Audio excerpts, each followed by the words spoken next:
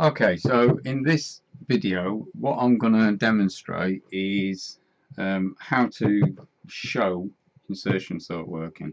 Now, remember, the way that insertion sort works is we assume that a list with one item in it is already sorted.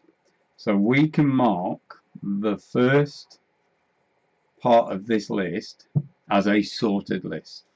The remainder of the list we consider unsorted, and this contains the items that we need to find the correct insert position in this left hand list. Okay, so we pick a number, so we pick 7. So I'm going to start and I'm going to find out where 7 fits. Now what I need to do, I start looking and I work myself back through the sorted list. So I look first of all at the 15. And what I do, because this is in the sorted list, I want to find out where 7 fits. So I say to myself, is 15 bigger than 7? Yes, it is. So what I do is I move the 15 to the right. Okay, so what I do is I say, right, move that across. So I'm making a gap. So I overwrite what was at that new position with our shifted value. Now, we've actually got, we will move back and we'll say, oh, what's at this position? But we've gone off the end of the list. So we've actually found the insert point. So what we then do is we say like, so at start of list,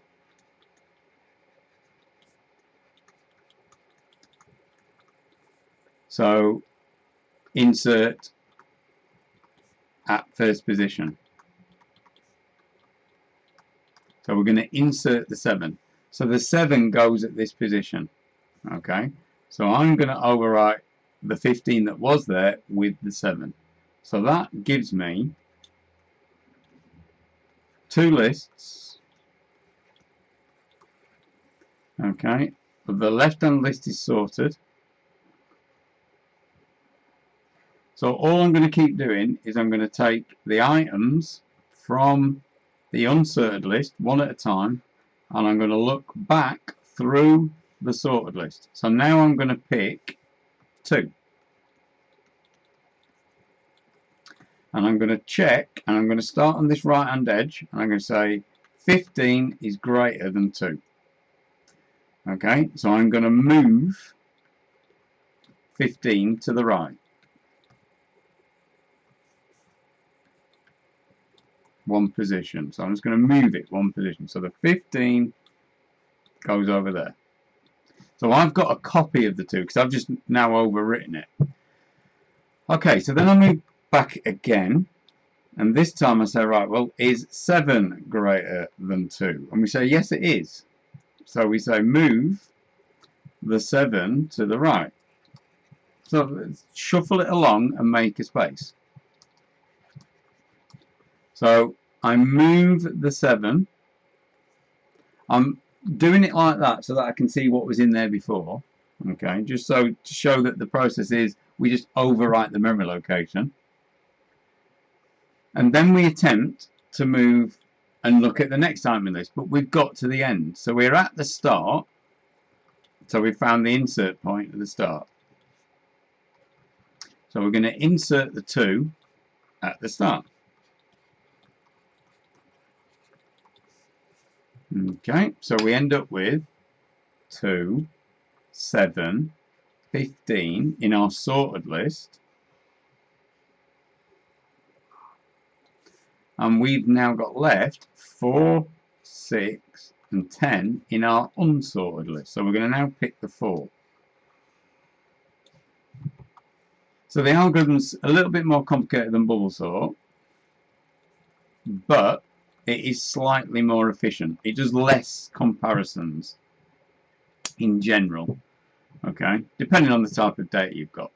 Right, so we're going to compare 15 and 4. So we say 15 is greater than 4. So we move the 15 right. So you'll see that any number that's bigger than what we're trying to insert, we move to the right. So we go, 15 goes over there. So obliterates the 4, which is why we've got a copy. Then we check and we move back through the sorted list and we say, right, okay, 7 is greater than 4, so move it right. So the 7 goes that way, so it overwrites what was there previously. Then we move back. This time we say 2 is less than 4, so we insert 4 to the right of 2, and that's where we just made a space, so the 4 goes in there.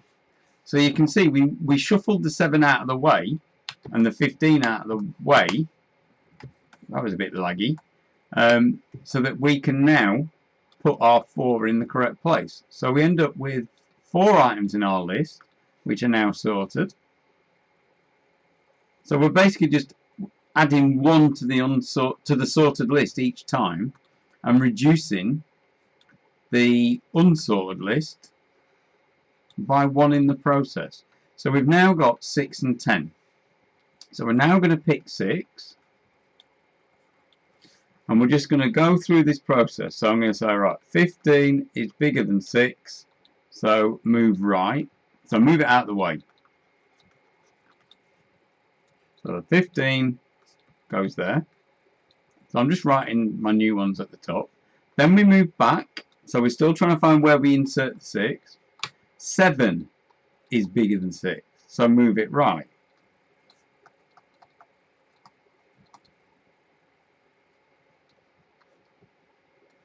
So you can see we've moved the 15. I'll put 6. We've moved the 15 across, and we've moved the 7 across. So let's have a look at the next item. So we just slowly step back through the sorted list, finding where we need to insert. So why it's called insertion sort.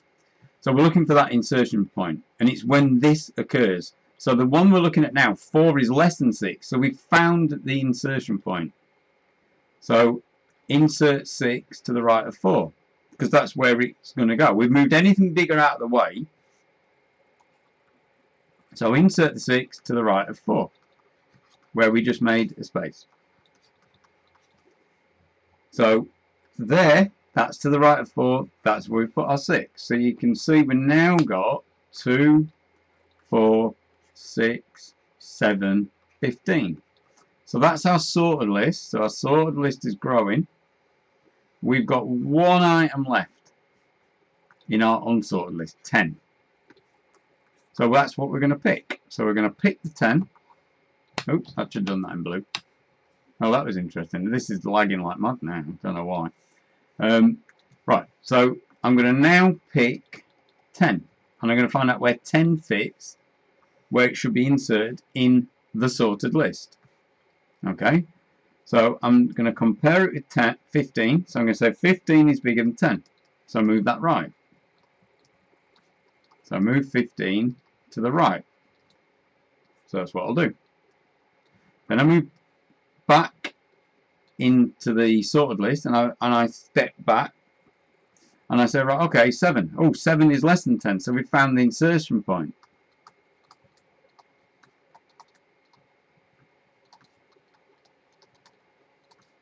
To the right of the 7, where we just moved the 15 out of the way. So there is where we put our 10. Now, because we've now exhausted the unsorted list, we have now ended up with the entire... Whoa, it's laggy. We've now ended up with the entire list sorted. And our process is finished because there are now no items left in the unsorted list.